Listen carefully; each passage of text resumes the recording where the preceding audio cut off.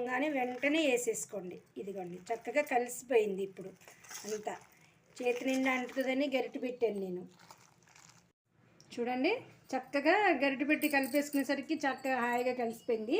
ఇప్పుడు ఈ చింతపండు నీళ్ళల్లో ఇలా మనం చేయి తడుపుకొని మనం గారెలు వేస్తేనండి చక్కగా బ్రౌనిష్గా చక్కగా బాగుంటాయి అన్నమాట. గారెలు రెడ్గా వచ్చి హోటల్లో వచ్చినట్టు వస్తాయి. ఏం లేదు, చెయ్యి ఉట్టిగా దాంట్లో మనం నీళ్ళు పెట్టుకుంటాం కదా, ఆ నీళ్ళ ప్లేస్లో చింతపండు వేసుకోవాలన్నమాట కొంచెం, అంతే. నేను చేతి మీద వేసేస్తున్న గారెలు. నూనె కూడా కాగిందండి, చూసారా. ఇదిగో ఇలా చిన్నగా చేసుకుని మధ్యలో హోల్ పెట్టుకుని వేసేయండి. మళ్ళీ ఇంకొకటి చూపిస్తా చూడండి. ఈ చింతపండు వాటర్లో చేయి తడుపుకోండి.